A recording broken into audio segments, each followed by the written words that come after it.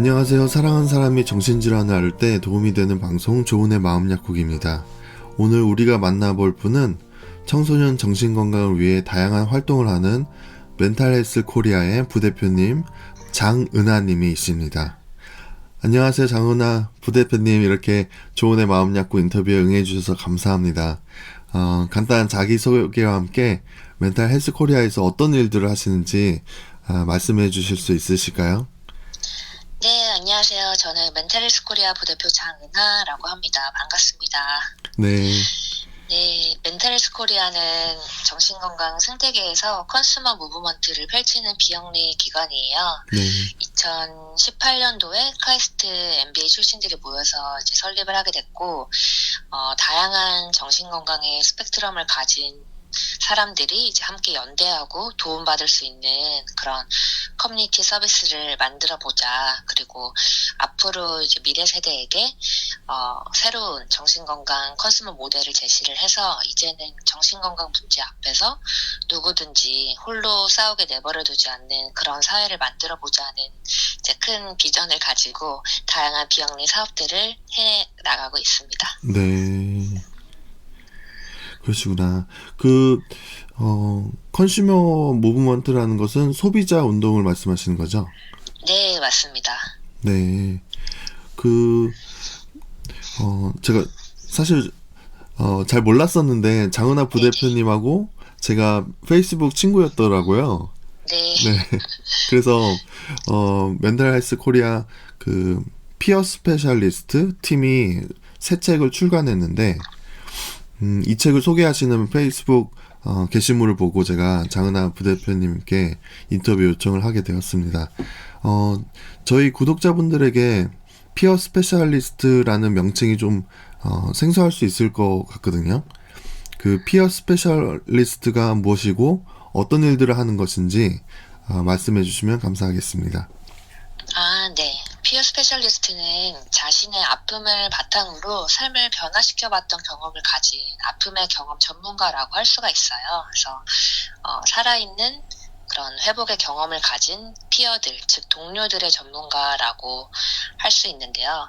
그러면은 이제 피어 스페셜리스트는 그럼 동료 지원가네요 라고 이제 말씀하시는 분들도 있는데, 굳이 영어로 어렵게 이제 피어 스페셜리스트라고 저희가 쓰는 이유가 단순히 이제 지원가라고 하는, 지원가라는 말 속에 이제 가지고 있는 그 틀에 가둘 수 없는 다른 부분이 있다고 생각을 하거든요. 그래서 이분들의 존재에 그런 엄청난 가치가 있고 전문적인 또 역할이 있어요. 그래서 그런 부분들을 스페셜리스트라는 말로 강조를 하고 싶었고, 그리고 가장 중요한 역할, 그러니까 피어들의 롤모델이고 회복의 아이콘들이 앞으로도 더 많이 나와야 되거든요. 그래서 지원가보다는 더 임파월된 그런 용어가 필요했고, 그래서 피어 스페셜리스트의 타이틀을 단다는 거, 스페셜리스트가 된다는 게 그런 자기 낙인에서 나는 정신건강 리더, 그리고 아픔의 경험 전문가로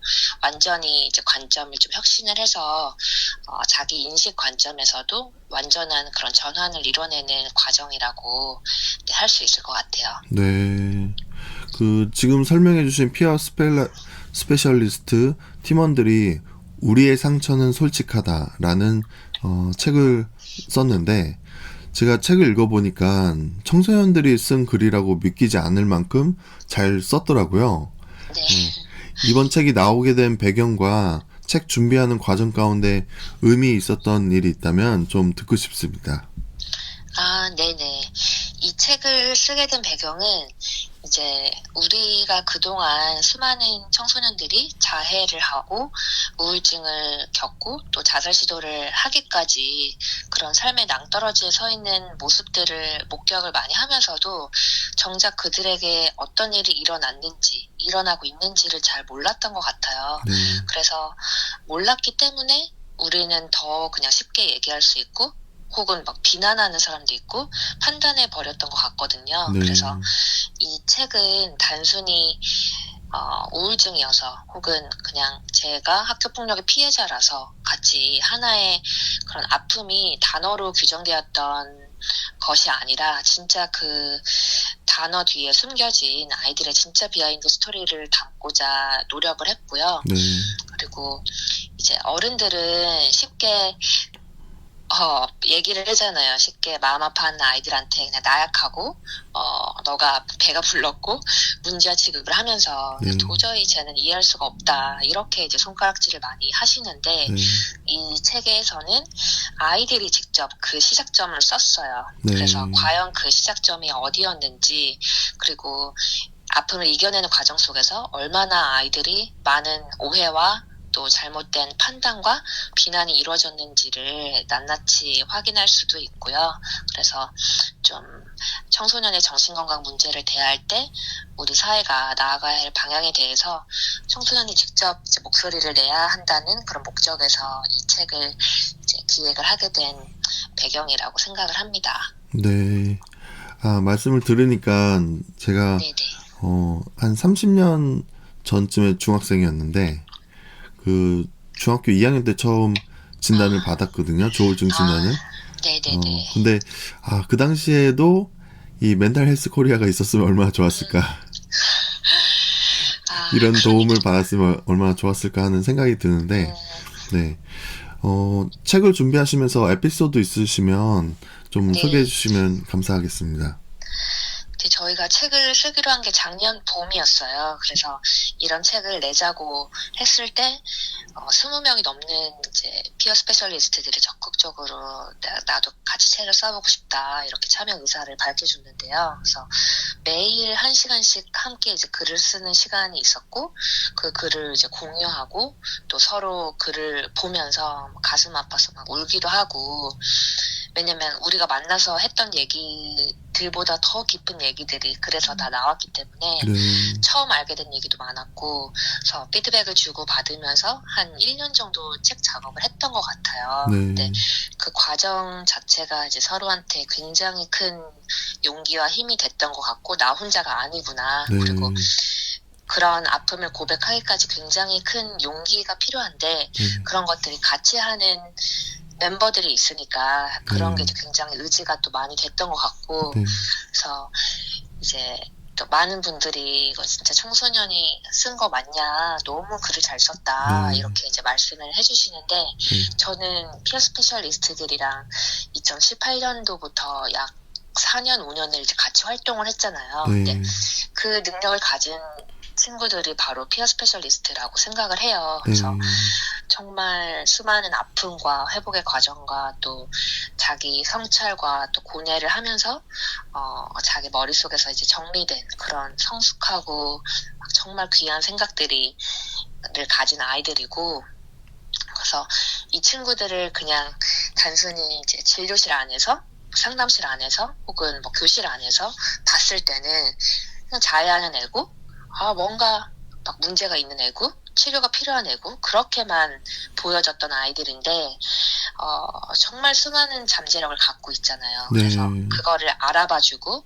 새로운 기회와 자격을 줬을 때 얼마나 그 잠재력들이 막 대단하게 표현이 되고 발휘가 되고 하는지, 그런 가능성을 이번 책을 쓰면서 다시 한번 저도 새삼스럽게 또 느낄 수 있었던 것 같고, 이제 굉장히 그런 게 소중한 시간들이었던 것 같아요. 네. 이 친구들의 가능성을 알아봐준 이 멘탈 헬스 코리아 그 리더분들이 있어서 가능했던 것 같고, 또 피어 스페셜리스트라는 것이 내가 도움을 받아야 되는 사람에서 도움을 줄 수 있는 사람으로 바뀌는 그런 패러다임 시프트가 되고, 굉장한 그 자존감의 성장 아니면 영향이 있을 것 같아요.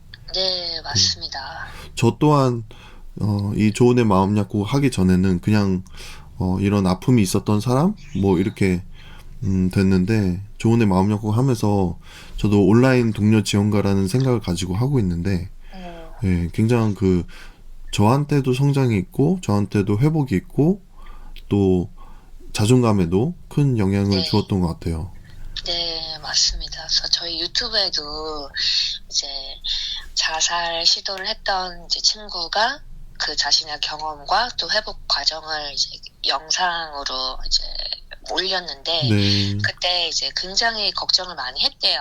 그러니까 보통 이제 악플이라고 하죠. 그런 게 이제 달릴 수도 있고 뭐 그런 죽을 힘으로 살아라 이런 말을 하는 사람들도 막 너무 쉽게 그렇게 말을 하니까 네. 그런 게 이제 걱정이 됐는데 정말 하나같이 너무 막 용기 있게 얘기해줘서 고맙다. 네. 그리고 자신의 또 다른 사람들이 이제 자신의 경험들도 이렇게 솔직하게 얘기하고 같이 연결되고 나 혼자가 아니구나. 네. 나만 이런 생각을 했던 게 아니구나. 근데 같이 살아가야 되는 이유를 또 같이 찾고 그런 것들이 굉장히 그 친구한테 새로운 충격이자 막 기쁨이자 그랬던 것 같아요. 그래서 네. 그런 것들이 더 여기 아직 음지에 숨어 있는 혼자서 아파하는 친구들이 같이 경험했으면 좋겠고 그래서 더 알려줘야 된다고 생각을 합니다. 네.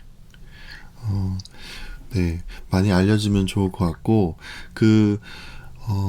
보니까 책에 장은하 부대표님께서 쓰신 부분도 있어가지고 네네. 네, 읽어봤는데 서울 압구정에 태어나서 학창 시절을 보냈다라는 소개란이 있어서 네. 저는 처음에 왜 굳이 압구정에 태어났다라는 소개를 했을까 이런 생각이 들었거든요. 네. 네, 쓰신 글을 읽으니까 그 의문이 해결이 되었어요.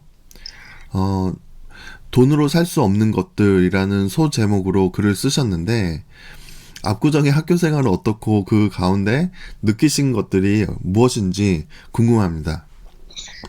네네. 그래서 아주 어릴 적부터 초등학교 때부터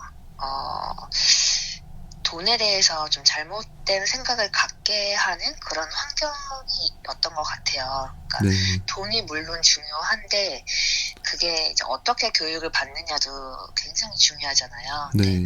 유태인들이 아주 어릴 적부터 돈은 이제 하나님이 주신 선물이고 그 돈을 많이 버는 것도 중요한데 그걸 어떻게 좋은 일에 사용해야 되는지 그런 거를 아주 중요하게 교육을 받는다고 하더라고요. 네. 근데 저는 이제 안타깝게도 돈이 많은 거는 중요한데 그거를 어떻게 사용해야 하고 다른 사람들을 돕기 위해서 혹은 이제 더 나은 사회를 만들기 위해서 살아야 된다. 그런 삶에 대해서는 많이 배우지 못했던 것 같거든요. 네. 근데 다들 좋은 직업을 가지고 뭐 좋은 학벌을 가진 어른들이었는데 저한테 그런 말을 해주는 어른들이 한 명도 없었던 것 같아요. 제 기억에. 네. 그래서 그때는 이제 학교 선생님들도 대놓고 막 촌지도 많이 받으셨고 네. 그거를 아이들이 다 막 공유를 하면서 이 선생님이 담임이니까 돈을 갖다 줘야 된다, 뭐 얼마를 줘야 된다 이런 거를 그 어린 아이들이 다 얘기를 했었고 네. 뭐 어느 아파트에 사는지 몇 평에 사는지 뭐 옷은 뭘 입고 왔는지 막 그런 거를 이제 굉장히 중요하게 따지고 이야기를 해야 하는 또 환경이었어요. 그러니까 네. 물어보니까 이야기를 안 할 수가 없잖아요. 네. 그런 부자연스러운 어릴 때도 이거는 아닌데 라고 느끼면서도 그냥 다들 그렇게 하니까 네. 그런 것들을 이제 느끼면서 자라서 어릴 때는 그래서 그냥 돈이 많으면은 좋은 거고 행복한 거고 잘 사는 거다라고 생각을 했던 것 같아요. 막연하게. 네. 근데 우리가 인생을 살아보니까 그게 절대로 아니잖아요. 네. 그래서 그런 돈으로 살 수 없는 것들이라는 이제 첫 꼭지 글을 이제 쓰게 된 것 같고요. 네. 그래서 저도 어릴 때 막 중학교 1, 2학년 때 학교 선생님들도 이뻐져야 된다. 그래서 성형을 해야 되고 여자들은 외모가 제일 중요하고 네. 그다음에 돈이 많은 게 중요하고 막 그렇게 말씀을 하셨었는데 그때 누군가 저한테 돈이 많고 막 무언가를 막 소유하고 외제차를 타고 이런 거보다 더 중요한 게 있다. 네.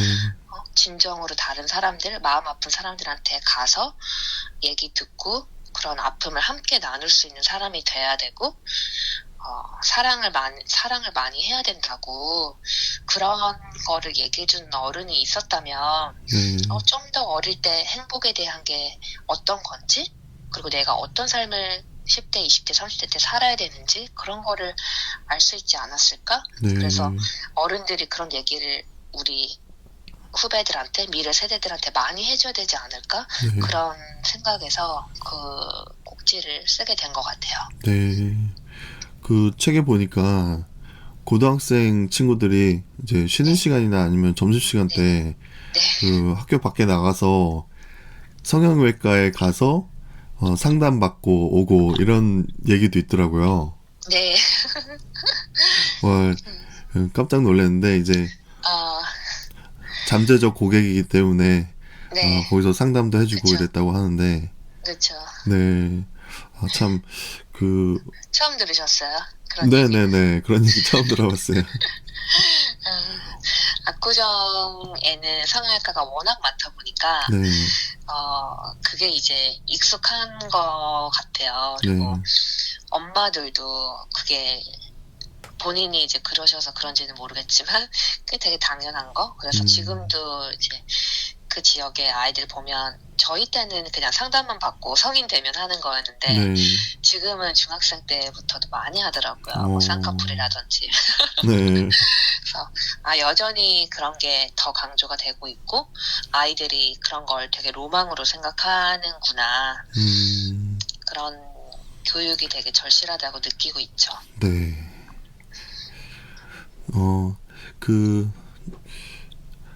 소개란에 또 고려대를 나오시고 카이스트 MBA 졸업 후에 여러 번의 창업 경험이 있으시고 또 대기업에서 일하신 경험도 있으시다고 써 있는데 네. 이렇게 어떻게 보면 성공적인 삶을 사시다가 어떻게 정서적, 정신적 약자들한테 관심을 갖고 일하게 되셨는지 그 사연이 좀 궁금해요.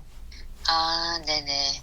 그래서 저도 한 10년 전만 하더라도 제가 이런 일을 하고 이런 삶을 살고 있을지 상상을 못했던 것 같아요. 네, 근데 직장 생활을 하다가 이제 저도 심각한 우울증을 경험을 하게 됐는데 그때는 처음에는 우울증인지 몰랐고 신체적으로 이제 건강이 너무 안 좋아졌어요. 네, 20대 중후반의 나이였는데도 굉장히 이제 몸이 망가진 상태였고 건강 검진 결과도 이제 모든 장기를 다 재검사를 해야 된다. 이제 네, 완전히 50대의 몸이다.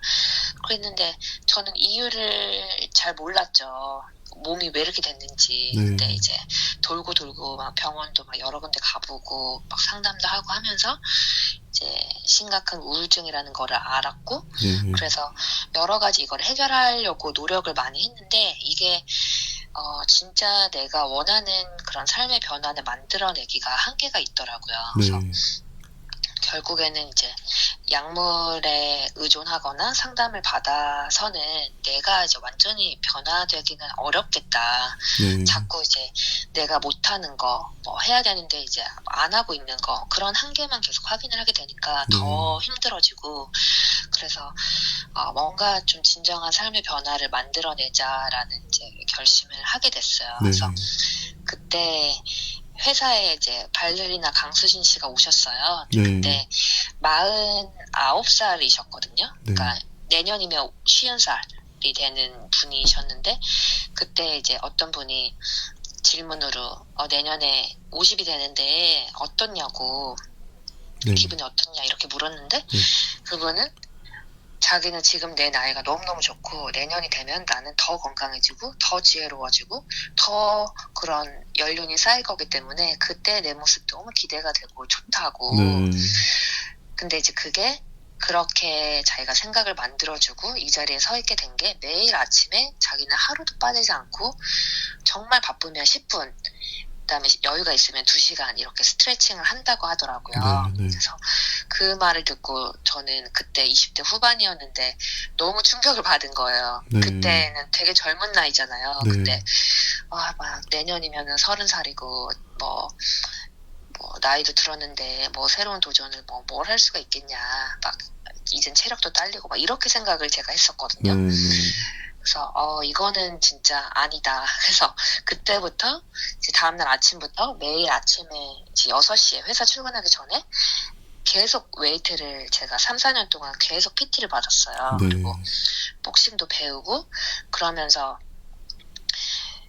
우울증인데 그 하루 아침 1시간 운동하는 그 시간이 유일하게 약간 숨이 트이는 시간? 행복한 시간이었던 것 같아요. 네, 그러면서 이제 몸이 좋아지고 다시 새로운 생각을 좀 할 수 있게 정신 마음이 조금 맑아지고 네. 약간 매일매일 최상의 컨디션이다 이런 네. 느낌이 들면서 저도 이제 과감하게 저와 비슷한 아픔을 겪었던 사람들 그리고 제가 경험을 해보니까 이거는 너무 그러니까 정신과 그냥 환자로만 취급을 받는 네.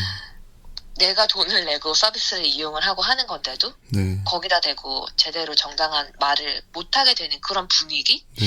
그런 것들이 이거는 굉장히 사회적인 문제다. 네. 그렇기 때문에 더 정신 건강이 이렇게 악순환이 되는 부분들이 있잖아요. 네. 그래서 그런 것들을 조금 사회적인 관점에서 해결을 했으면 좋겠다라고 네. 이제 생각을 해서 이제 창업을 하게 됐죠. 네. 그러셨군요. 멘탈 헬스 코리아라는 사회적 기업에서 일하시는 것에 대한 네. 부모님과 가족들의 반응이 어땠는지 좀 궁금하고, 물론 의미 있는 일을 하고 계시지만, 워낙, 엘리트 코스를 밟고 계셨어서 부모님의 기대가 좀 컸을 거라고 생각이 들거든요. 네. 그러니까 처음에는 반대라기보다는 성인인데 반대를 하실 수는 없죠. 네. 많이 안타까워 하셨고, 네.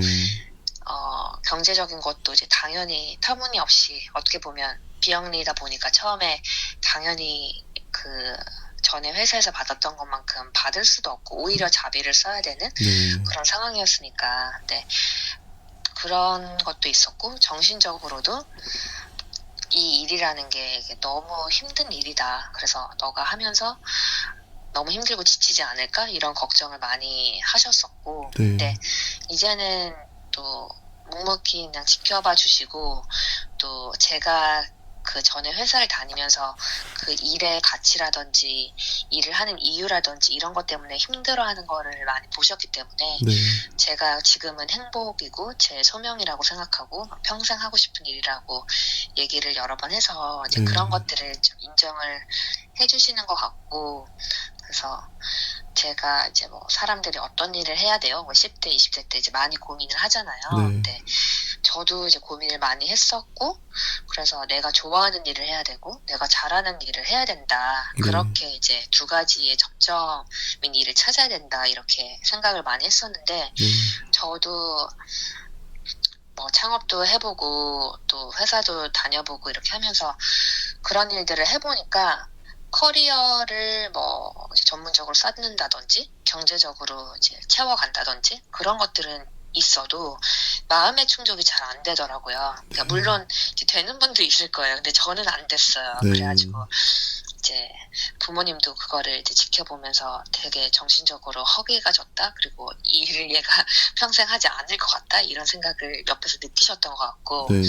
그래서 이제 찾게 된 게 좋아하는 일, 잘할 수 있는 일, 그리고 더불어서 남을 도울 수 있는 일, 이제 네. 더 나아가면은 더 좋은 사회를 만들 수 있는 일, 이제 네. 그런 일들의 접점이 뭘까 이제 고민을 많이 했고, 그런 게 이제 저희가 앞으로 추구해야 되는 일이라고 이제 생각을 하게 됐어요. 네. 그래서 그냥 뭐 남들이 봤을 때 안정적인 직업이다, 뭐 회사 잘 들어갔다, 뭐 사회적으로 성공했다, 뭐 이런 게 제가 만약에 거기에 만족하고 저는 만족하지 않는데 그냥 이게 나한테 최선의 옵션이야 이렇게 생각을 했다면 그냥 진정으로 나한테 행복을 주는 일을 이제 평생 찾지 못했을 수 있겠다 네. 이런 생각을 많이 하죠. 그래서 이제는 좀 확실한 소명 제 길에 이제 확신을 갖게 돼서 그런 부분은 좀 더 편안해진 것 같아요. 네. 사람들이 좋은 일을 하시네요. 이렇게 말할 수 있는데, 물론 좋은 일이고, 또 다른 사람에게 도움을 주는, 좋은 일인데, 굉장히 중요한 부분은, 장은아 부대표님 자신에게도 행복을 주는 일이라는 거. 네네. 그 부분이 참 그쵸. 와닿는 것 같아요. 네, 맞아요. 남들이 뭐 판단하는 거 있잖아요. 네. 뭐 돈은 어떻게 버세요? 뭐 유지는 어떻게 하세요?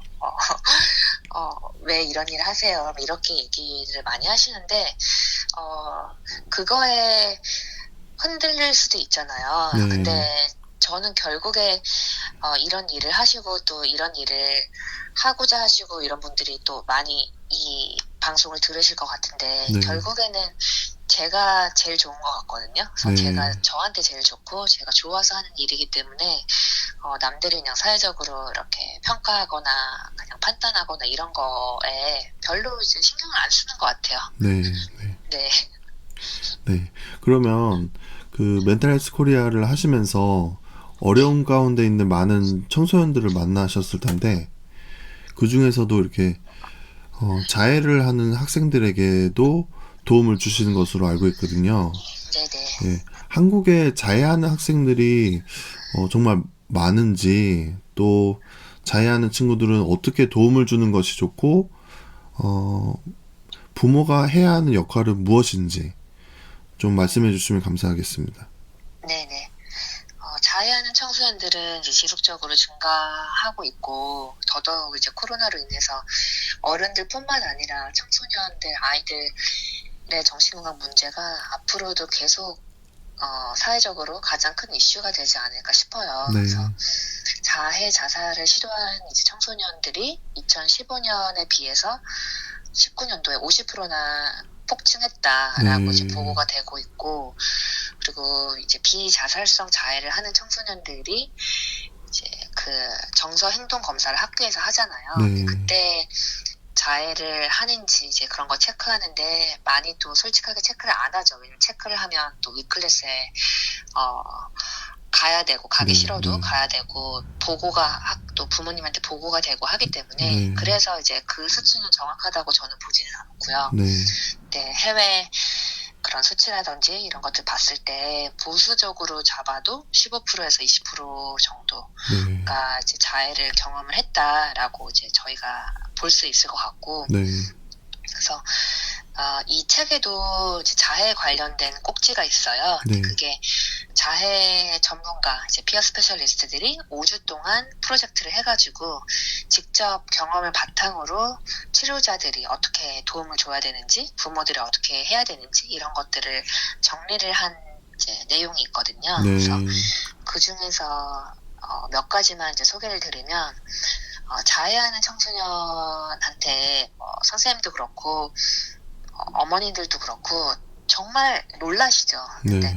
그런 게 이제 너 정말 막 큰일 났다. 절대로 이건 하면 안 된다. 있을 수 없는 일이 막 일어났다. 이렇게 지나친 이제 불안을 네. 표현하거나 막 정말 막 큰일 난 것처럼 호들갑을 떨거나 네. 혹은 당장 이거 끊어야 된다. 이렇게 심리적 압박을 주는 말보다는 네.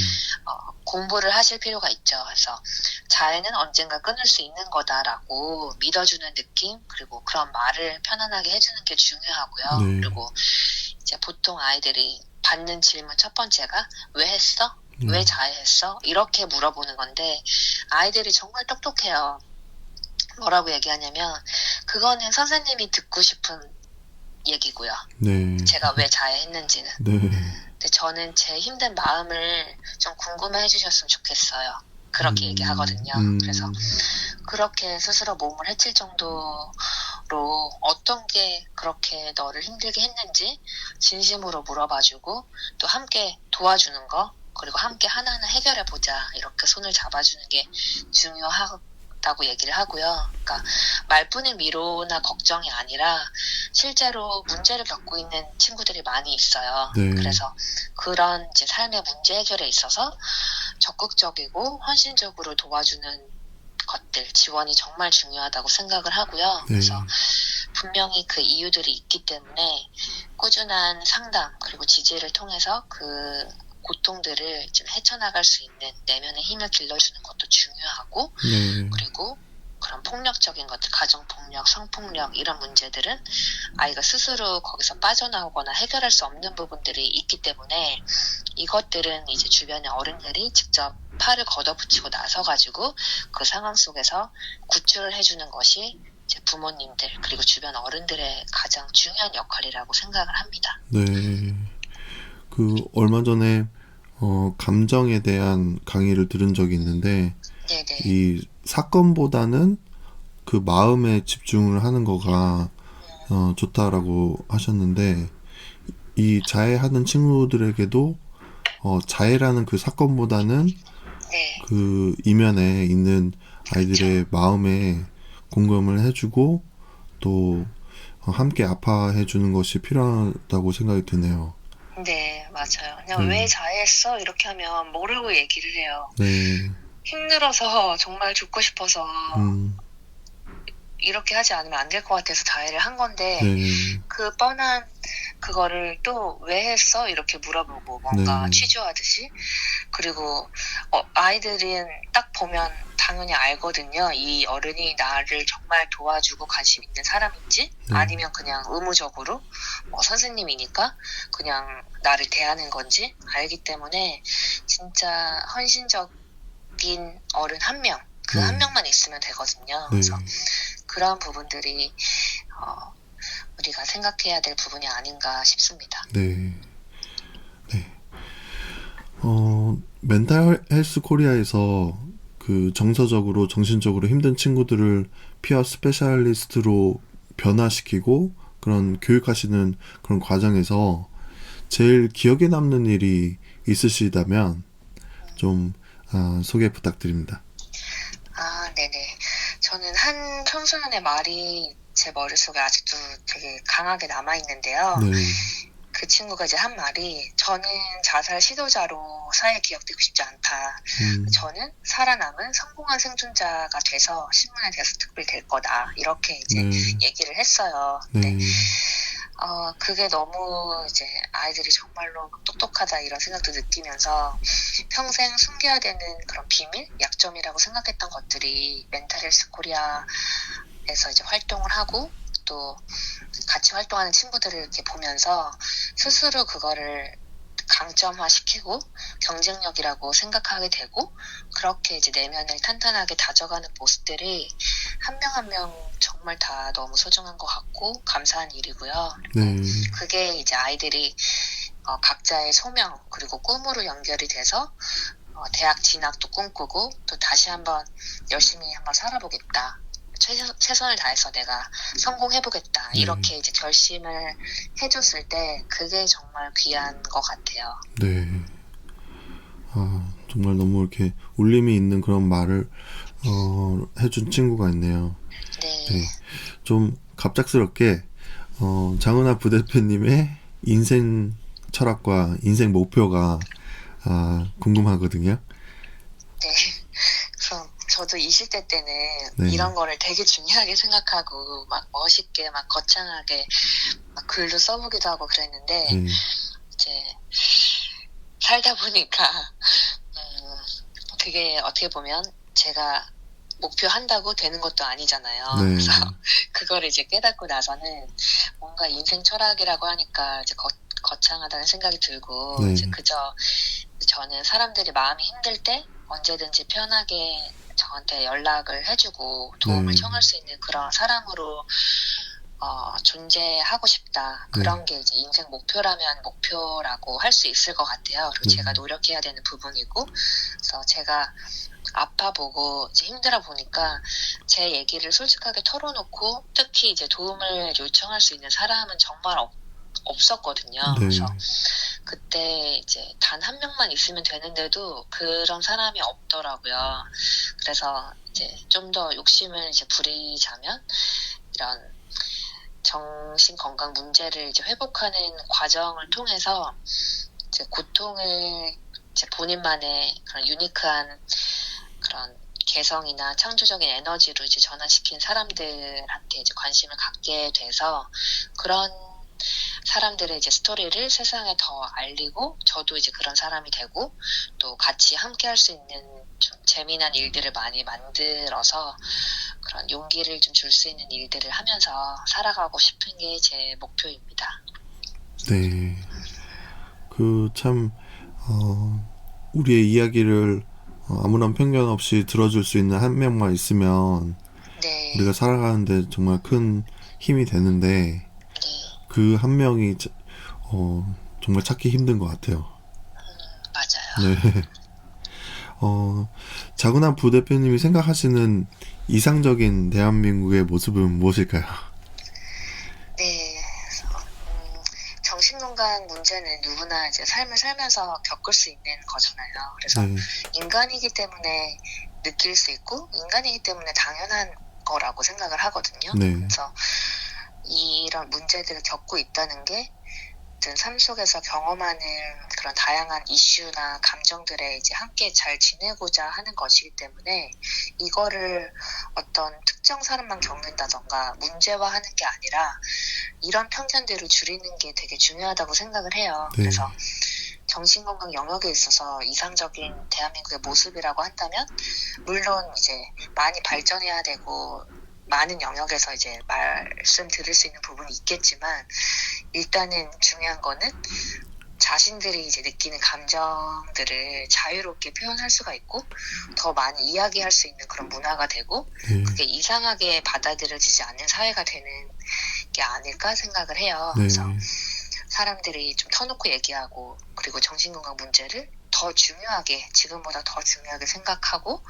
또 도움을 적극적으로 이제 구하는 그런 또 사회적인 문화가 됐을 때 네. 정신건강 서비스를 사용하는 데 있어서도 소비자들이 권리를 요구하고 또 소비자들이 평가하고 또 그럼으로써 서비스의 질도 더 개선이 되고 그런 부분들이 빠르게 이루어지지 않을까 그렇게 생각을 합니다. 네.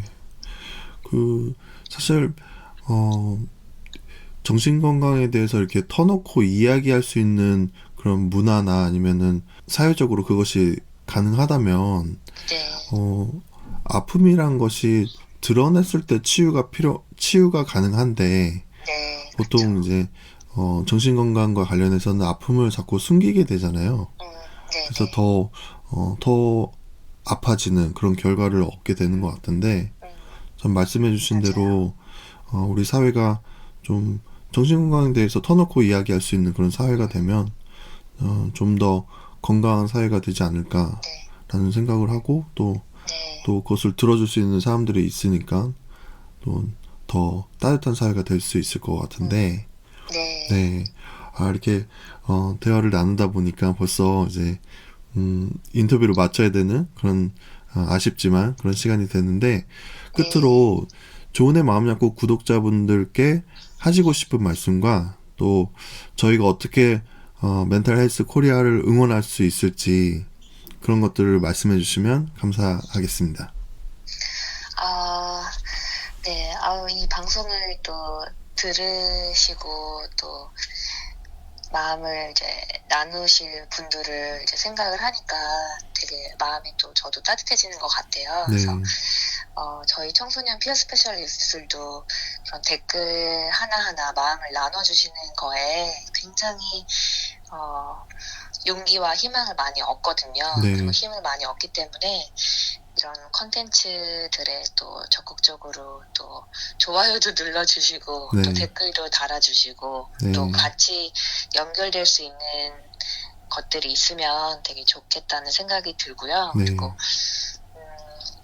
일단 어떻게 응원해 주시면 좋은지 이거는 일단 저희가 더 열심히 활동을 많이 해야 될 것 같아요. 네. 그래서 아직도 사실 이렇게 누군가한테 도움을 요청을 하거나 뭐 이런 게 있어서 같이 해보고 싶어요 이렇게 하는 게 굉장히 쉽지가 않다는 걸 저도 알고 있거든요. 네. 그래서 저희 단체와 또 저희 단체에서 활동하는 피어 스페셜리스트들이 더 아웃리치를 많이 해서 네. 먼저 손을 내밀고 또 같이 해보자고 이렇게 같이 으쌰으쌰하고 그런 뭐 프로젝트나 또 활동들을 많이 만들어야겠다는 생각이 또 다시 한번 들었고요. 네. 그래서 열심히 하겠습니다. 네. 네. 오늘 시간 내서 인터뷰에 응해주셔서 너무 감사합니다. 네, 너무 감사합니다. 네. 네, 오늘은 아픔을 딛고 일어선 청소년들의 살고 싶다는 고백을 담은 책 우리의 상처는 솔직하다의 공동 저자 장은하 부대표님을 모셔서 이야기 나눴습니다. 장은하 부대표님의 삶이 여러분들께 좋은 영감을 드렸길 바라면서 오늘의 인터뷰 방송을 마치겠습니다. 사랑하는 사람이 정신질환을 앓을 때 도움이 되는 방송 조은의 마음 약국의 조우였습니다. 감사합니다.